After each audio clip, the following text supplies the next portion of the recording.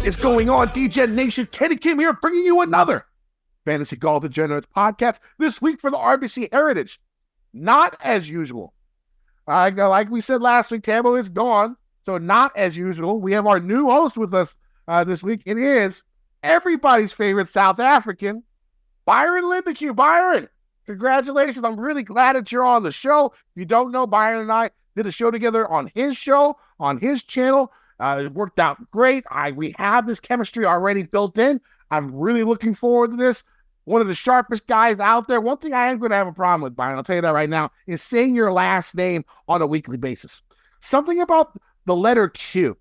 It's just weird to me, right? It's just strange. Like why is Q out there? Like when you can use like K and like another vowel or something like that to use the same sound. Also, like what is it with the Q when you write it in cursive? Like, why do all the other letters look exactly like normal and the Q's out doing their own shit, like in the corner? I'm my own bitch, right? Like, I don't understand that. So, like, the letter Q is just weird to me. So it's going to be strange for me to say that every week. But I'm going to do it. I'm going to do it. Byron, welcome. Let's. Why don't you introduce yourself to the Degen Nation, talk about what you do, and then where you're from and all that good stuff. Let's go. So, Let's rattle off here some things. I'm so happy I'm from South Africa and one of the few people that does golf content from South Africa, because it's so much easier to introduce me as everybody's favorite South African, because I don't know how many, content consumers have another favorite South African content creator, not a golfer. Obviously, we've got tons of those, so that's going to be fine. Something about the Koreans and the Q, Kenny. I mean, Korea, Q, I don't understand. Maybe it's just a demographic thing for you guys. I'm not entirely sure what's going on there. I try to say, out, bro. Yeah, Linda K, but then it's going to, almost make it like Korean, Linda Korean. I think maybe that can help you out there a little bit. Why do you need a vowel after the Q? Like, why do you have to? Like, it has to be a vowel. Like, a regular letter should not have, like, limitations like that. Oh, have you ever tried to spell the word Q? Like, go stand in a queue. Like CUE? That's a pool cue. Go try standing a queue. Like a line. It's like a line. A line, yeah. It's QUEUE. Like it's like, let's just end it. Let's just end it there. But hey, this is a situation we're in. To get back to filling Tambo's shoes, they are massive in the DFS world. I'm going to bring my own pair of slippers in from the betting side of things, try and integrate that a little bit more into the show. As always, we'll provide some DFS thoughts. I'm going to do a much better, not a better job, but I'm going to lean into providing you with more information to make your own decision than what Tambo typically has also done in the past, but also Tambo much better at just DFS in general. So I'm going to try and bring my stuff to the table as best I can. I do have some other strengths that I will try and lean into, as Kenny and I have chatted about. So looking forward to it, Kenny. Our show we did with By the Bell, Saved by the Bell, Saved by the Bell, was a great show. It was a great show. That was the most fun I've had on a podcast in a long time. So when they said your name as a replacement for Tambo, I was like, oh, we're going to be good. We're going to be good. Now, before we keep going, let's go ahead and introduce our new sponsor for the show. It's not new, but they're now the sponsor for the entire show. Not just that one little segment. Underdog Fantasy. Use promo code Mayo. Get yourself a $100 deposit match on Underdog Fantasy. It's becoming my favorite site. Huge fan. I love the pick'ems. I love the drafts. We're going to have our Underdog segment every single week. And so we're glad to have the guys at Underdog having our backs and paying some of our bills. Thank you very much. All right. So what a week to be on the first show on, right? The Masters. I mean, what could you ask for? It went so well. Like everything except maybe my bets. But outside of that, like just watching and the way people were playing and just the intensity and having all the guys back together again, it was a good time. What did you think of the event? Oh, Kenny, I lost friends this week because there were people that wanted to hang out, and sorry, boys, girls, I am on my couch. I will be watching every minute of every streaming channel there is. I finally figured out how to get my iPad onto my TV, so I had just all 4 boxes. What, are you cussed? You just found this shit out? Well, I was lazy. I also moved rooms.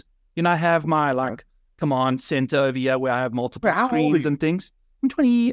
I'm not 20. I'm 32, dude. I'm old in my opinion. 32. You should know how to cash from your iPad. Well, Come on now, bro. I just finally got to. That's not the point yet. Okay, the point is I moved rooms and then jumped onto one TV. But I had all the streams up, all the par threes, all the amen corners. It was fun to watch. Once Scottie started pulling away, that back nine was pretty much done. You know, I feel like the intensity of the tournament disappeared. It just, when he's in the lead, I think the new way to go about betting Scottie Scheffler is betting him at his odds to win by 4. You know, I think that's just the way to go. He's doing it now. Not the worst idea ever, right? You know, like his last few wins have been by 4, by 5. It's kind of crazy when he does it. He kind of gets in that groove. Kenny, do you find Scottie boring when he's in the lead like this? Okay, well, here's the thing about Scottie. Brandel Chambly on Saturday had some really good stuff talking about him and the lack of intimidation that other golfers have when they play against Scottie. Like averaging in a final group this year, if you played with Scottie in the final group, you were averaging a 68 this season, right? That's the one thing that you're missing from Tiger's time. When he was dominant, he had an intimidation factor. Sometimes you lost even before you stepped foot on the first tee, right? Your game was just done. He got inside your head. That's the one thing Scottie seems to be sort of missing in his dominance. But I felt like it showed up yesterday at the Masters. You know, once he got tied up, right? Everyone knew, like, once you're tied at the Masters, going into the back 9, you sort of like play against each other, right? I mean, like, you're not going to go balls to the wall because you can get out of the tournament so quickly, unless you think there's a guy out there that's going to go 2-3 under on the back, and you have to be able to make a charge. Yeah. Now, when Scottie's there in the lead, that's what they were thinking. I mean, you saw Alla with the water ball on 9, Oberg with the water ball. You got Homa hitting it into the bush. You know, all 3 of those. That all happened within like a 2-hole stretch after they got tied. That was incredible. And then what's his face? Scottie just did his thing. You know, hitting middle of the green, 30 feet away, 2-putting, and then, you know, scoring on the par 5s, which is like what you have to do at Augusta. He just did what he was supposed to do. And he went out there, and then he ended up winning by 4 because everyone just collapsed. This is a problem now, I think. You know, that intimidation factor is going to come for these golfers. They're going to know Scottie's in the field. I got to play this way if I'm going to win, right? And it's going to put a lot of people's heads. It's going to cause problems and issues for guys being too aggressive, Rory, and messing up and having issues like that and trying to just beat Scottie. It's going to happen. It's going to get worse as long as Scottie is playing like this. Now, when you talked about him being a star and him being sort of boring, yeah, whatever, that's fine. It's because he doesn't do like anything exceptionally flashy. He's just exceptionally good at every single thing. You know what I'm saying? Like, his short game really is what saved him, because if you think about it, he was tied with Vijay Singh, who's 61 years old, in greens and regulation at the end of the round on Saturday. Okay? I mean, honestly, like, ball striking wise, it was not even close to his A game. Yeah. Like, not even close to his A game, and he won by a fucking 4 and 7 strokes from second and third.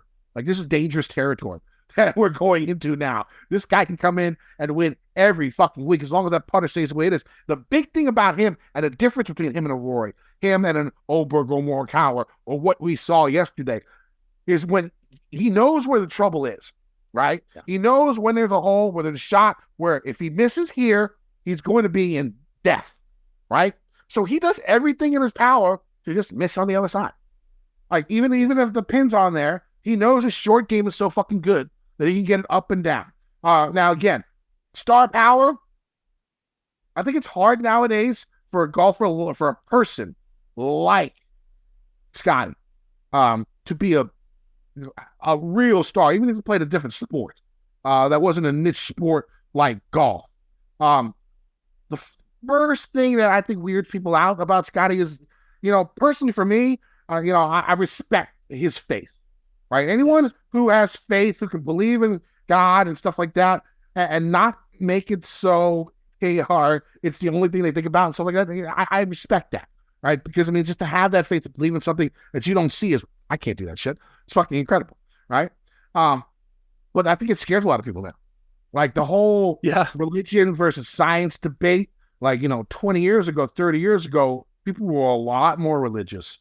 It was a lot more mainstream. It was a lot more okay Now, when you say a person's over religious, you think they're batshit crazy, right? That's just the way the world is turned into religion. And he's so religious. It brings up God every time, thanking Jesus for his win. His friends thanking Jesus. Jesus carried the cross already. You won, Scottie. I mean, okay. And Bryson. All right. Okay. Come on. Now, I think that's an issue there. I think that's an issue because, I mean, overly religious people tend to scare people nowadays, in my opinion. That's what I think. I think that's one reason. And also, he's just too nice. I mean, there's no edge, right? What do you think? Well, what do you think he lacks? Yeah, I think what he lacks is a reputation, which I think you mentioned. Every time he tees it up, it's getting worse. You know, like that panic factor teeing it up next to him. I think it takes some time to develop that fear factor, shout out Joe Rogan, to kind of get yourself really in the mix. Yeah. So we like, 12, 13 minutes into the show, we've spoken about religion, and I've already watched Kenny take his shirt off. So things are going well on Fantasy Golf Degenerates here on the debut. I had so much crazy stuff that I thought in my head during the week that we were going to do, and we're not going to do anything because it's just too crazy. So you're actually getting lucky. I'll still there, baby. We're going to get there. But I think with Scottie, with Tiger, it's not like he did show up early and dominate, but he built that reputation week after week. Every time he was in the lead, you knew it was done, you know. And I think Scottie's now proving that. Richter 5-footer to give Stephen Yeager his first win in Houston. That's okay, you know. I mean, you don't want to win the week before going into the Masters. I don't know if he probably missed it on purpose. Let's just say that. But it's crazy to see what I think. While you were speaking, Kenny, I was thinking about like stars, right? Like stars in sports and stars in general in the atmosphere. Like the brightest stars burn out the quickest and implode, you know, whereas Scottie, from a success sustainability standpoint, that star's not burning super bright. You know, it's burning bright and it's glowing, but Scottie's star isn't like going to ingest itself anytime soon. You know, like you mentioned, with his faith, with his wife, with how he approaches just life in general and the game. Like, how really means it to me. I go out there and try to win. That's it. Yes, exactly. You know, and it's also not the biggest part of the puzzle for him, which is a very big thing. You know, I think a lot of these guys like MJ, you'd imagine Michael Jordan ever went up to a microphone and said, basketball isn't what defines me. Yeah. You know, like, yet Scottie Scheffler is playing to an MJ kind of level right now, yet that's not what kind of drives him to do what he does. You know, it's kind of crazy. So he's got this big, like this exponential, you know, whatever you want to call it, this external kind of viewpoint on golf. And I think that's what kind of keeps him in track. And everyone hits these amazing shots. Like all of Scottie's birdies are tap-ins. You know, like that's the crazy, like not all of them, but most of them. I think how he plays golf is so safe and, you know, fundamentally sound from a course management perspective. For majors. Yes. It's perfect. The only thing I think he's had trouble. The only time I probably wouldn't play him or something if it was a birdie fest. It scored like 24, 28 under or something like that. It was going to win, but you don't see him playing those events. No. So I mean, that's the only thing I could see that would even the playing field, and you're not going to see that at majors. No. So he's just going to have this advantage going into the majors mentally and with his game. It's going to be hard for people to stop him. I think the only person that could stop him is himself, which is very likely to happen. You know, like no one can really have this type of longevity playing this well unless your name's Tiger Woods or Jack Nicklaus or something like that. You know, is he in that level? Once a generation, Kenny. You know, we'll see. I'm not ruling it out. Is he the next I'm not ruling it out. No, I don't know. It's crazy to think about just what he can do. It's going to be really fun to see what he gets up to at the next majors, because all of his wins have happened between December and April. April, yep. So he doesn't have a win in May through November. It's going to be interesting for the world number one to potentially try to win his first tournament on the PGA Tour in those other 6 months. So it's going to be interesting to see. I'm excited. Other thoughts? I mean, my second biggest takeaway was Bryson. The fact that he 3D printed his own clubs, got them passed through whatever the USGA regulations were the day before the event started, right? And he's out there using these clubs. I mean, like, I miss Bryson. I miss Bryson for stuff like that. I don't really miss him talking. I don't really miss him on the mic. He's a fucking idiot, right? Yes. He wants to be liked too much and says shit just he shouldn't say. But like on the golf course and like when it comes to stuff like around the golf course, like equipment, like God, he's the man. Like I want to see him week in and week out. It sucks that he's to live because I mean bringing out these clubs and finishing top 5 is like one of the craziest stories I've ever heard in golf.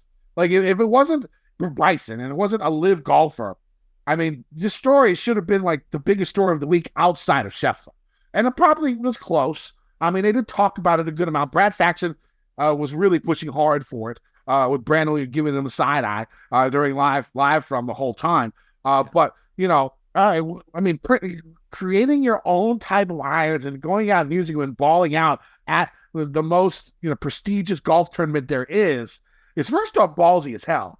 Because you could think he'd go out there and shoot like 25 over and he looks like a fucking idiot, right? Like, like a fucking moron. He would look like what the fuck? This guy's thinking he's better in golf, making his own like shit, a printed right? golf club. Yeah. Like what the fuck, man? Like, he would have got so much shit, right? But he went out there and balled the fuck out, was in the lead, you know, and stayed near the top the whole week. Really impressive by Bryson. I do miss him a lot. I think if he was on the PGA Tour, it would be a lot better. I think he could drive ratings because like chicks dig the long ball. It's true. And also like he says stupid shit, so people don't like him. Like you need to really be a superstar. You need people to like you and dislike you, right? So everybody watches you, right? You know what I'm saying? That's what you need. Yeah. He's that guy, right? And it's a shame that he's in live right now. An absolute shame, Kenny. And I think, you know, getting back to showing up with printed golf irons is incredible that are curved. So I would love to know I haven't researched this, but I'd love to know. I'm assuming they curved like concave, you know, like outwards, right? Like glasses, right? I think that's what I thought. I have no idea. Yeah, we'll have to figure it out. But regardless, it's not a straight club face, which is what every other golf club on this planet is. So Bryson showing up with a curved club face. Now, Kenny, I do have to say, with regards to expectations, Bryson finished 21st in his debut in 2016. That's his best Masters appearance. Well, he said he got to the par 67. So you know, so I think the expectations of showing up with those kind of clubs at a course that he's never found success at is fine. You know, I think had he shown up to the PGA Championship or the US Open, you know, like a track where his skill set should translate the best, that would probably be the way to kind of really get that kind of ramped up. But incredible stuff. Yeah, I think I'm looking from a tweet I sent out earlier. We had top 10 finishes. We had 11 guys finish inside the top 10. 5 of them had never finished better than a top 10 at Augusta. One of them being a debutant. The best finish outside of them all was 14th. It was a crazy week, Kenny, with regards to guys showing up that shouldn't. What is Max Homa doing in third place? He's got a 10th place finish at the Open Championship last year. Nothing better than 43rd. Once you break the seal and you're talented like that and you have the right mind frame, you see it with Homa. He's going to win one. He's going to win one. He's going to win one. He is. I have no doubt in my mind he's going to win. And going into this week, I made sure that I bet guys that had finished second or first in a major. Scottie Scheffler added to that run now. I think 29 of the last 40 major wins have been won by a golfer who's won a major or finished second in a major. So you got to, like 3/4 of golfers who win majors have either finished second or first in a major prior over the last 10 years. Max finished third. You know, that second place finish for Ludwig is going to be critical now for me going forward. I think that's an essential finish for him. That's Ludwig's going to, he's going to win something, right? I mean, the guy's just too talented to go out there and do what he did. And like his attitude, I think the people liked his attitude where he like let stuff slide off his back. Hey, I'm not the biggest fan of that. As he gets older, I'm sure if he keeps that attitude, fine. That's the way he plays.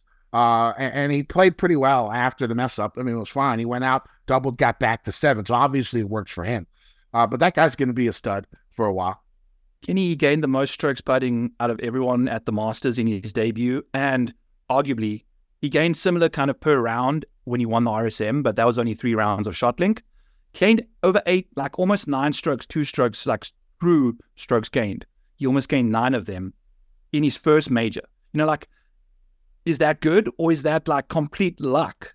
You know, like he's only got 2 other instances where he's putted this well. You know, he's only only played in 21 tournaments, but there's not enough sample size. We don't know what he is yet. I don't know what he is, and that's what's driving me nuts about him. I never had any Scottie or any Ludwig last week, so to me, we're waiting and seeing still, but I'm like 99% there with this guy. He's it, like regardless, to putt that well under pressure is still important. You got to be able to do it. Yeah, no Oberg for me, but a good week.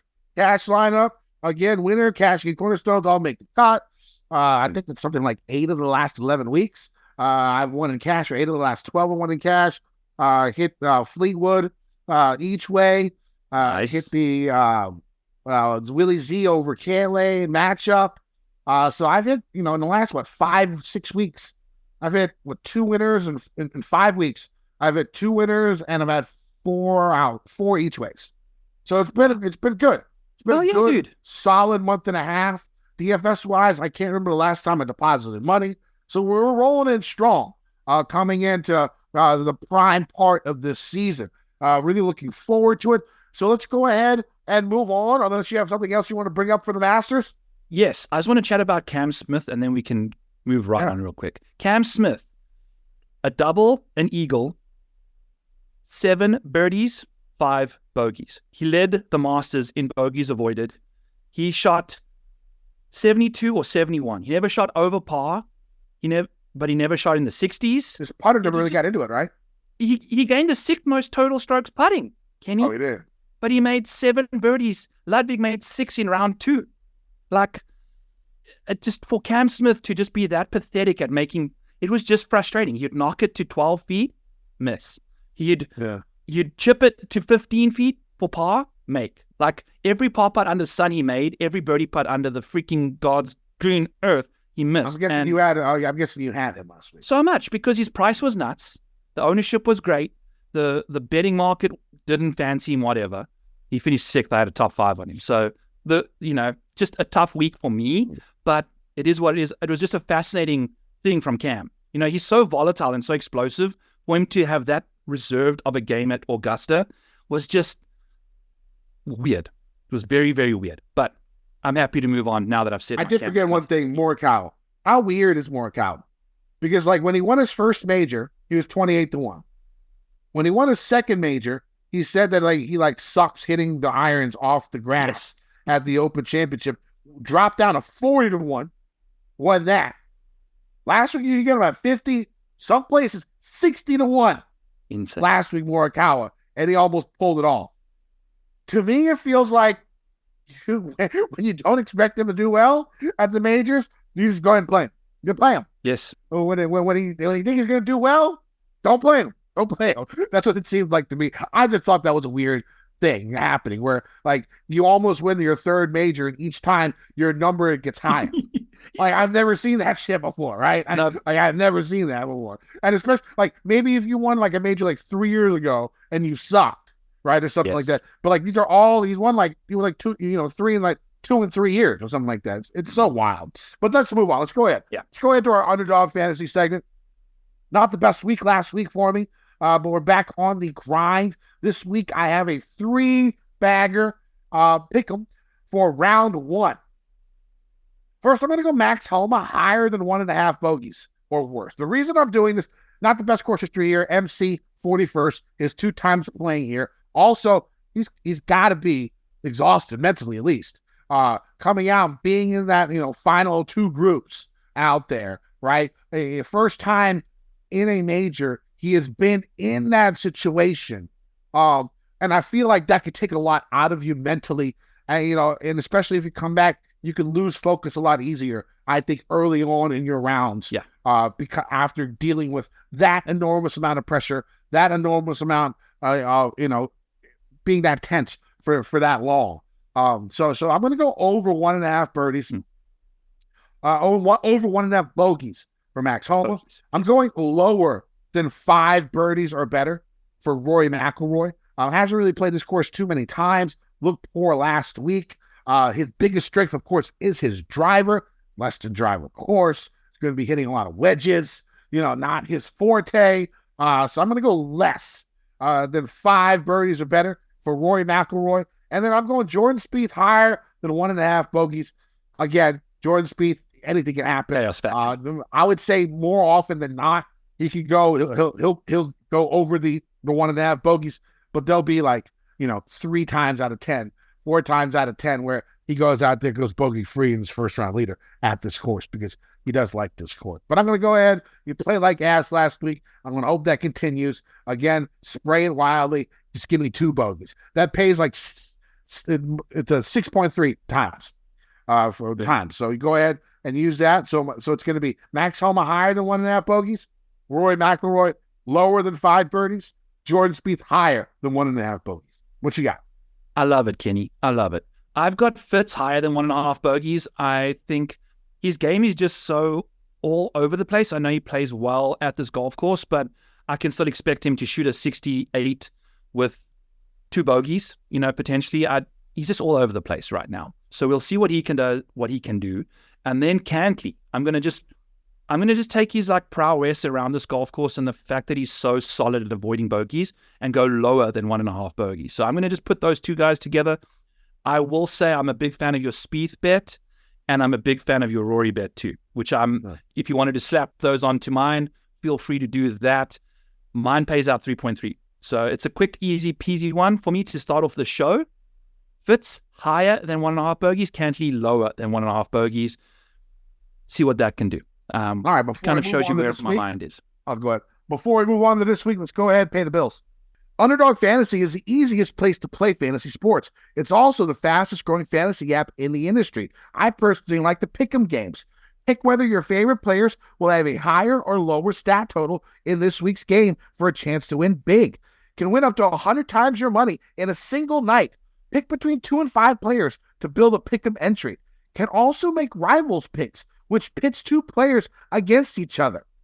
Now, the reason I like the pick'em games is because of these things called scorchers. There's these little chili peppers next to the golfers' names, and if you click on that, it adds to your multiplier, so you can win even more money.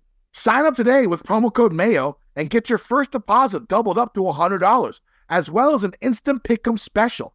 Must be 18 or over and present in the state where Underdog Fantasy operates. Terms apply. Concerned with your play? Call 1-800-522-4700 or visit www.ncpgambling.org.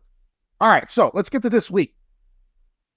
The PGA Tour heads to Hilton Head Island, Harbour Town Golf Links from Hilton Head, South Carolina. This Pete Dye designed track has more classic old school feel with strategy and placement being much more important than power and length. Now, 4 years ago with the event being played 2 months later than usual because of COVID and stuff like that, we saw the greens being watered daily, making them softer than when the event was in April. Also, the fairway was being watered a bunch. This led to a far more driver being pulled out on the tee. Now, I would think we would see more traditional less to driver play now that the event is back in April. But another aspect of that season that's similar to this year was an exceptionally strong field. Now we're back at it again, signature event, strong field. So it's possible that these elite golfers feel more comfortable with driver off the tee here, but there's a lot of water in play, and there are some holes where you literally can't hit driver because of the way the hole is designed, unless the fairways are exceptionally soft. I think the conditions brought upon more driver off the tee, not the strength of field, but this is something to pay attention to as the week goes on. We'll see what people say. Course history, and this is in Hilton Head. I think they've had a good amount of rain this year, so it could play soft. I have not checked the weather. I decided that when it comes to weather, I'm going to check Wednesday nights. I'm not even going to look because it affects who I roster midweek, right? And stuff like that. And I don't like doing that anymore. All right. So course history, normally a big part of this event as you continually see the same names on the leaderboard year in, year out. For that, mostly because golfers know the ins and outs of this tricky target golf layout. You don't see too many courses like this anymore on tour. So it would make sense that finding the correct strategy here would take some time to figure out, but the field is way stronger than usual, which could make the strong course history narrative moot. If you're looking at the Pete Dye correlation this week with the other Dye courses that are played every year on the tour, TPC Sawgrass, TPC River Highlands, TPC Louisiana, PGA West, Stadium Course, and Austin Country Club, rest in peace to match. But there is also some chatter, Copperhead, Innisbrook could be similar as well. Now let's get to the main part of the course. It's like a 7,200-yard par 71 with 4 par 3s and 3 par 5s, 2 of which are reachable by most pros. Off the tee, golfers will have to deal with tight tree-lined fairways with thick woods, bunkers, and water being a problem for golfers who miss wildly off the tee. This course is the definition of target golf. If golfers hit it on the wrong side of the fairway, they might have a blocked second shot because of all the overhanging trees that surround the fairway. On the other hand, if they miss the fairway but hit it on the correct side and not in the woods, they will have easier approach shots than golfers who hit it on the fairway but on the wrong side.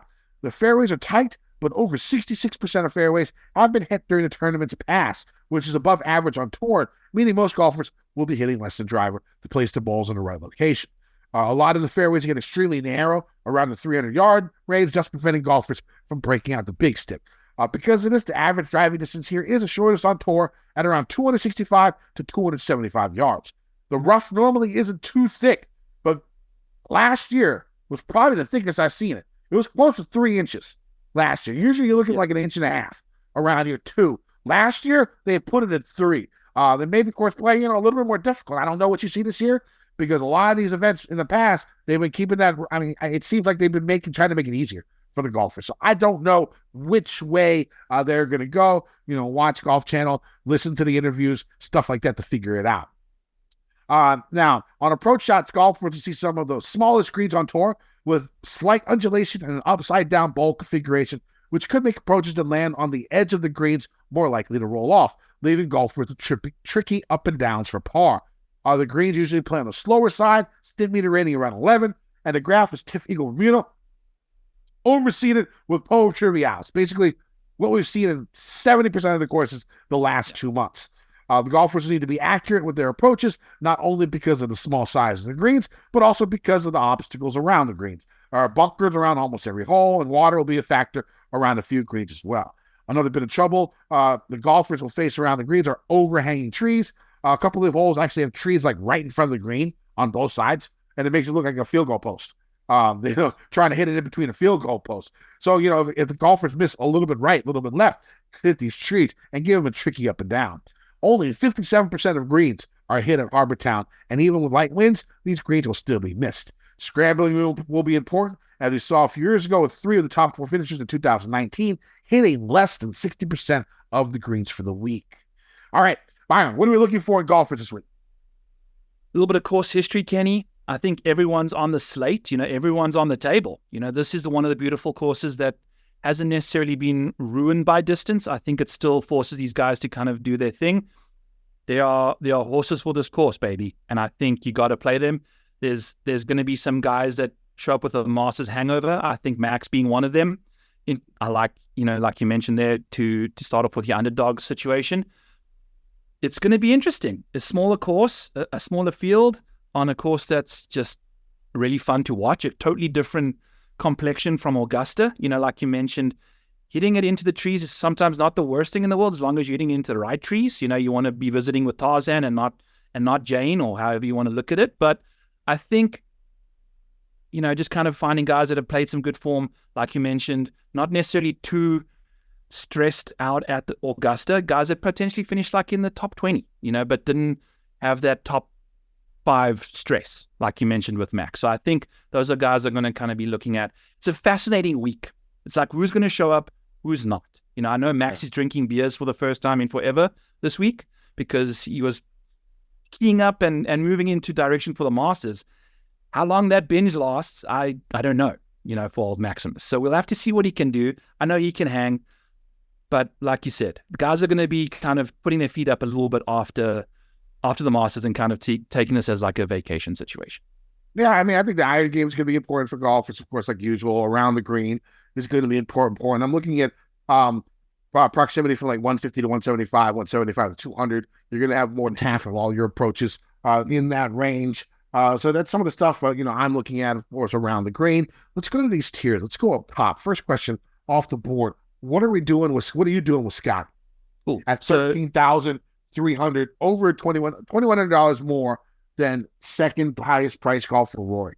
Without a 5K range this week, Kenny, which is crazy. We've seen him at this price with 5K options. We've only got $6,000 options. So I think I looked it up. Seamus Power is $6,100. You add him into the mix and you've got $7,650 for your next 4 dudes. Pretty much doing a min-price golfer down in the bottom there. So I think for Scottie, looking at the Millie Maker and any entries that I went last week, Scottie won he was in the winning lineup for everything that had more than 1,000 entries. I'm looking for less than 1,000 entry player like contests this week. I'll be doing a balanced build. I'm ditching Scottie. It's, in my $33 that I did that had like 800, 900 guys, Scottie wasn't in the winning lineup. Yeah, I mean, I think it's going to be hard for him to get. You got to get everything right down below, which is, what's going to happen. The thing about Scottie is his floor is so high that I'm worried about skipping him in cash. I do not have him in cash this week, just because it's tough to build a line that you really like. Again, there's no cut this week, so this is the week to go ahead and use Scottie at 13-3 and not worry about golfers only playing 2 rounds. So I personally, I'm going to go ahead and use Scottie in the GPPs. I'm going to go ahead and use him. I think you could probably get him. He's probably going to be 30% again, 35%, maybe less because of how much more he is. Now, the guy I think that's going to get squeezed out in this range is Rory. I am not an ownership guy, but you got Scottie in front of him and Xander, like the two most consistent golfers on tour the last year, surrounding Rory, who's the wild man, who you never know what the fuck you're going to get on a week-in, week-out basis when it comes to Rory. I think Rory makes a great GPP play. I don't pivot. I don't know if I'm going to do it. I'm not smart enough like that. But from a game theory type perspective, I think Rory might be a smart play. I mean, we'll see how the ownership is. He's always a little bit more old than I think he is, right? Mm-hmm. So we'll see how that is. But 12 to 15% Rory when everyone else around him is going to be 20, 25% or 30. I mean, that could be the play. Now we'll see if I end up going in that direction because again, I'm not the best when it comes to game theory. Let's get you going in that direction out loud, but actually doing it is hard for me. Okay, let's get you going there. What is behind us now for Rory? The Masters. What has Rory tailored his entire year, his entire game to? The Masters. He sucks at the Masters. He's never going to win this thing. It's from about, the beginning of the year. I would say his mind is thinking about Augusta. His mind is thinking about mixing it up with Bobby Jones and the likes, those guys that have completed the Grand Slam. It's behind us now. Expectations are through the floor for Rory. I'm pushing my chips in on this guy for the rest of the year because I think Augusta is this bugaboo, that clapping monkey with the cymbals in the top of your head. That's what's going on with Rory before you get to the Masters. That's now gone. It's off his back. I think he's going to be playing some good Rory McIlroy golf, as we've seen, kind of post-Augusta. I think he's playing a lot of golf. Throw your chips in on Rory. And like you mentioned, Kenny, the ownership's going to be, sub 20% there with Xander and Ludwig. Ludwig at 10-4, right, is going to be getting a lot of that ownership too. And like you mentioned with Scottie in the mid-20s, I'm imagining 20-ish% with him at this price point, especially post-Masters, especially with people thinking about baby on the way. We're approaching the end of April. I Googled when is Scottie Scheffler's baby due, just right before the show, just to make sure it wasn't like this week. It's not. It's like at the end of April. It is now the 15th of April. Where are we going? Don't forget to do your taxes if you haven't done them. Lee Aldrich out there for Shipping Nation, he put out a post on the average birth timing of a woman having her first child. And when you have your first child, you're more likely to be late than early. So 39 weeks is what it is. I think first time births average 40, 41 weeks. Okay. So I think we got some time. We've got time for Scottie. I think we got time. Now my first cash game cornerstone is going to be Xander. Like I said, the most consistent guy other than Scottie that's been out there for, what is this, $2,500 less. Now, the win equity, of course, is not close to what Scottie is, but for that much of a discount, I'll go ahead and take a third place from Xander in cash. To start. So let's go ahead and start. Now, let's move on to this 9K range. My second cash game cornerstone. I'm going with the course history narrative. I'm going with Fitzpatrick. The thing about it is it's a no-cut event, so he can have a bad round, play whatever, and still get a shit ton of birdies, go out there, do his thing. So when it comes down to it, really, really good from 175 to 200. Top 20 in birdie or better percentage. It's not bad. So you go out there, maybe struggle. The thing about Fitz is when it comes down to it, there's not one part of his game where it's elite enough where he can rely on that when the rest isn't working. right? He's just very, very good at everything else. Very, very good. So he's got to make sure he stays good or very good at all of the stuff to be able to perform, which is a little bit of a disadvantage compared to like the elite guys, like, guys who, iron games are their strength, or, off the tee, Roy, they can always rely on that. He doesn't really have that as much. Now he sort of got it back with his driver because he'd been hitting it a little bit farther, and I guess you could think short game would probably be the one thing where that would maybe be his calling. But, I still think when it comes to this course, he loves the course, past winner, plays this course all the time well. I'm going to go ahead with him as my second cash game cornerstone. Other guys I do like in this in this 9K range, I like Fleetwood. I'm tempted to bet him. I think he's going to get his win here soon. I'm not going to bet him, but I do like him on this type of course. Yeah. He showed a little something on Sunday at the Masters. A little moxie, had a really good round out there. So he won an event earlier this season across the pod. So I'm going to use him. And I like Willie Z down below. Again, we'll see if the course plays difficult enough. I like him more. We'll see how it is. If it's going to be like around 12 to 15, or if it's going to be 20. We'll know as the week goes on how soft it is. But I Willie Z at 9,000. I'll go ahead and use him at that price. Who do you like in the 9K range? Yeah. And Kenny, you mentioned we got like 27% of shots coming from 175 to 200, I think, is what you mentioned earlier. There's a lot of, like 50% of shots coming from 150 to 200 is a big, big number. Yes, 28% last year from 175 to 200. That's Willie Z's wheelhouse. That's like long iron proximity range versus that 150 to 175 where you can hit an 8 iron, 9 iron. I think once you start getting to 5, 6, 7s, that's where you're going to be looking for guys to play well. And before we jump entirely out of that top range, I'll be playing Ludwig. He's had immense success at the RSM, at Pebble, at the Players. All of those entering the Masters Week had me thinking he's like a short course specialist. He's obviously now capable of doing it everywhere. But if you look at his 4 of his 5 top 10s entering the Masters Week were at these shorter venues. So I think at this golf course, at this price, I'm going to lean into him. Would you bet him at 10 to 1 as he is now? I bet him at 14 already. You got him at 14? Yeah. Okay. I was trying to not go overboard on overthinking it this week. Simple situations. Boom. He fits this course really well. He's obviously playing amazing golf. We'll see what he can do. I love the Fitz play there for you too. I'm right on there with Max Homer Fade. The Fitzpatrick, I think we're going to see a lot of ownership kind of glom into his $9,600 price tag, especially with the course history narrative. Kenny, in last year's win, he gained more strokes on approach than you could get if you added his 3rd, 4th, and 5th best strokes gained approach together. Combined. So he had a out of this world experience.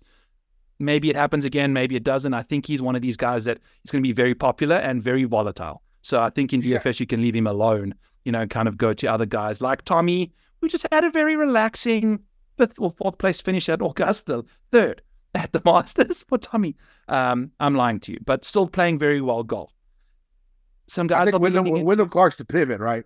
Yes, Clark's got to be the pivot in this range. And people are scared to play right on these smaller courses. People don't like that. He's fine on them. These fine on these big hitters, and from 175 to 200, give me Wyndham Clark. I think that's a very, very nice range for him.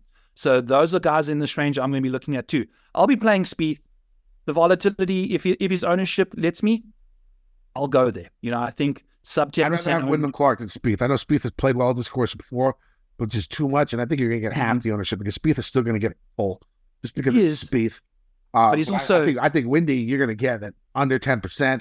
When it comes to these signature type events, these guys usually 9K and up are always solid. So if you see somebody out there that's going to be well under-owned for whatever reason, unless they're playing like total complete garbage. The guy just had 2 runner-ups like a month ago, right? He missed a cut at his first Masters. Okay? You know what I'm saying? I'm going to forgive him on that and give me some Wyndham Clark at extremely low ownership because it seems like when he's playing with the big boys, like in these signature type events, his game gets elevated to a little bit of another level. He's not quite there at majors yet, except for, of course, the U.S. Open. But at these signature events, you see him sort of step up and try and compete with these big boys, and he has. So I like him at a discounted ownership down. And he's relaxed. Okay. Yeah. Watch Masters from the couch all weekend, Kenny. The AK range is pretty strong. Who do you like? Sahith Theegala, Cameron Young. Give me these guys. I think from what I gathered, I know you didn't want to hear the weather, but I took a quick peek while you were talking about it. I don't see much wind more than like 10, 12 miles an hour all week. So I'm thinking we're going to see lots of birdies. Give me Sahith Theegala after a very disappointing. I'm looking for guys that played poorly at Augusta who are really going to be like, I need to get my shit back together again this week. He's one of them for sure. I'm all in on Cam Young at Harbour Town. I bet him here for an outright last year. I don't think I'll bet him outright, but I'll be looking to kind of narrow in on Cam Young for sure. I think he's the way to go there. Shane Lowry is very, very interesting in this range. And Kenny, these are all good golfers that you're not going to be able to roster two or more of if you're playing Scottie Scheffler. Like we've just think about all these names we've rattled off. You're not going to, unless you're playing two like 6-1 guys, that these names are not available to you in Scottie Scheffler lineups, which is crazy to think about. So I'm in on those guys. I think JT is a good bounce back spot for sure. Russell Henley around a venue like this and Siwoo Kim. These are all good golfers that really fit this golf course in the 8K range, which... What I don't understand about Siwoo is why he sucks at this course. Like, I feel like this course should be fucking perfect for him. It should be. I'm going to go ahead and roster him this week, even though he sucks balls here. Misses all the cuts. Yeah. But, like, number one in fairways hit, you got to hit the fairway here. Short game, great. And then iron game, that's where he has a little bit of trouble. But he's been excellent this year with his irons, with his ball striking. I think that's a big difference with him because he's not as volatile a player as he used to be. A little bit more consistent. So I do like Siwoo down here. I like Corey Connors again, a guy who's going to hit fairways, hit greens at a course like this, even though he struggle buses around the green. He's going to hit a lot of greens. He's probably going to hit more than most people. He's going to hit a lot of fairways. So I like Corey Connors. And Cameron Young and Lowry, of course, up top are going to be popular. Yeah. Let's move to the 7K rank. Go ahead. Siwoo has finished top 40 in 2/3 of his starts in 25 events. Like there's 12 other guys that have. Well, and he's made like 600 cuts in a row. Like it used to be like his made cut percentage was like 65% in a year. Yeah. But he'd have like a win and like, a bunch of top 10s and shit like that. This year he's just 20th, 25th, but not missing cuts, right? Exactly. And with a couple of good finishes in between. But let's go ahead. 7K range. I got to my last two cash game cornerstones are going to be in this range. They're both the same price. Cameron Davis is going to be chalk, but I'm going to use him anyways. Really good performance last week at the Masters. Of course, he played this course like 3 times, top 10 on 3 or something like that. Again, I'm going course sports, not overthinking it. Going to go with him, especially when there's no cut. A guy who's just used to it can go out there and shoot 62 when he can. Especially with the amount of times he's played this course and how well he's played this course in the past. So I like Cameron Davis. 10s and a 25th. Yeah. Now, this one I might change because I didn't realize it was a no-cut event until later this afternoon. And then I had already told everyone that this is my 4th cash game cornerstone. Could change. We'll see how it goes. If I do change it, it'll be on gupscorner.com on Wednesday. But I'm using Taylor Moore. The main reason I was going to use him is because he's made like 27 cuts in a row. Again, no cut this event. So I made that decision before I knew that. So we'll see if he stays there in that place. But like when you look at the numbers that he has, I mean, iron game strong. Around the green, really, really strong. Sorry, shit, I might just keep him anyways in that area. But I mean, other guys that you can use in that $7,400 area, Posted plays well here. That you can use in cash down here. Tom Kim's going to be popular with his Sunday finish. And the fact that his caddy, has won this event a couple of times. Sepp Straka, of course, plays difficult. You got other choices. Adam Schenk, super popular. I think is going to be a decently popular owned guy down here in the low 7K range. So there's other options, but I'm going to go stick with Taylor Moore for now. We'll see what changes by Wednesday. So my cash game cornerstones for this week are going to be Xander Schauffele at 10,800, Fitzpatrick at 9,600, Moore at 7,400, Cameron Davis at 7,400. Other guys I do like in this range, Bhatia and Harmon down here. I like Bhatia. He's actually comes number 2 in my model for the week. Iron game, of course, excellent. Really good from 150 to 175. Probably the best from 150 to 200 in the field. when it comes to both, again, his ball striking has been elite. He hits a shit ton of fairways. He's coming off a win a couple weeks ago. Give me a little bit of action. And then Harmon, again, a guy who seems like this is the type of place where he can benefit by his driver being so accurate that he'll hit it more than other golfers. And he can still hit it far and have that little bit of an advantage. Again, these type of fields don't really bother him. So I'm going to go ahead play a little Brian Harmon up top. What about you in the 7K range? Boom, baby. I love all of those. The Taylor Moore situation, Kenny, I know you're a little concerned about the lack of upside. He's got more top fives than the majority of those people around him. You'd have to go to like Benny On and Brian Harmon to have more top fives above him. And then, Matthew Pavon is pretty much the only other guy with more top fives. So Taylor Moore, as much as his safety comes to the party, he's also got that upside. So I'm down on that for sure. Played nicely at the Masters as well, so also right in that range of not so much stress, but good form, so that's good to see from him there. I will be playing Benny On in severe abundance. Like, I've never used that phrase before, but a lot of Benny On this week, and I think at $7,900, this dude, when you're telling me he's finishing inside the top 10 in like 1 on every 4 starts, why is he $7,900? The guy just went to the Masters and was sitting inside the top 10 the majority of the week. I think he finished 16th or something. Still pretty darn solid. He's also very good on these club down courses. He's very good with wedges. He's very good with long irons. His chipping and putting has got exorbitantly better, especially on the greens. The putting has got very, very good for Benny. I'll be playing some Denny McCarthy as well. Chris Kirk.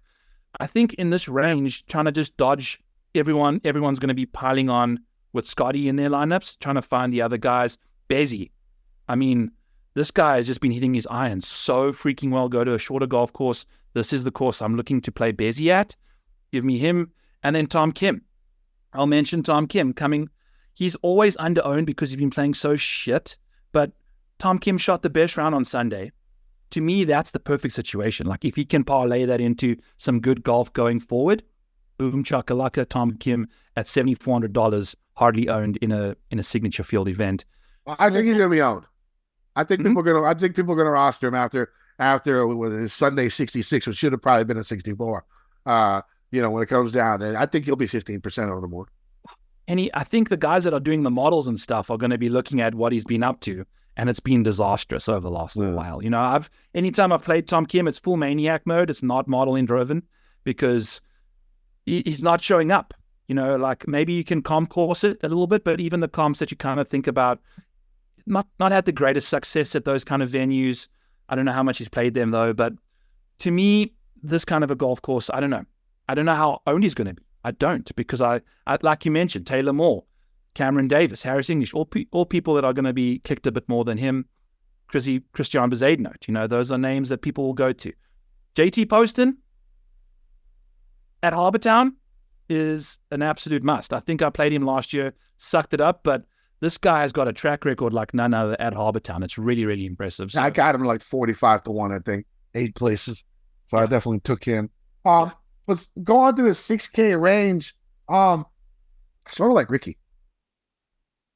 Sort of like Fowler at $6,800. He's played away. He's had some good finishes here. He showed a little something last week at Augusta.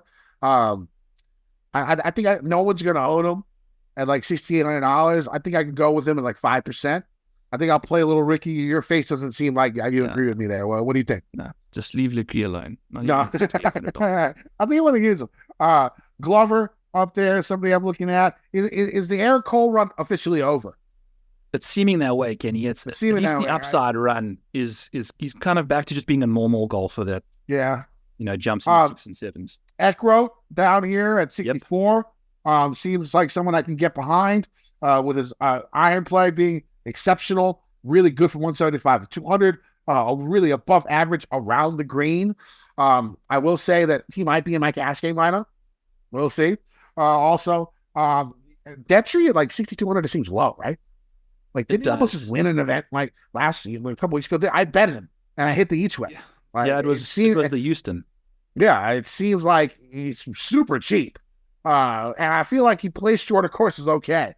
Yeah, that's what I was going to say as an argument against, is the fact that like all of his good finishes have been at the Farmers, at Houston, these big tracks. But yeah, dude, it's also Thomas Dietrich. I don't think this guy knows what his favorite venue is. I don't, it's like he went from 6 putting 2 weeks before and almost winning the Houston thereafter. So he's capable of doing pretty much anything.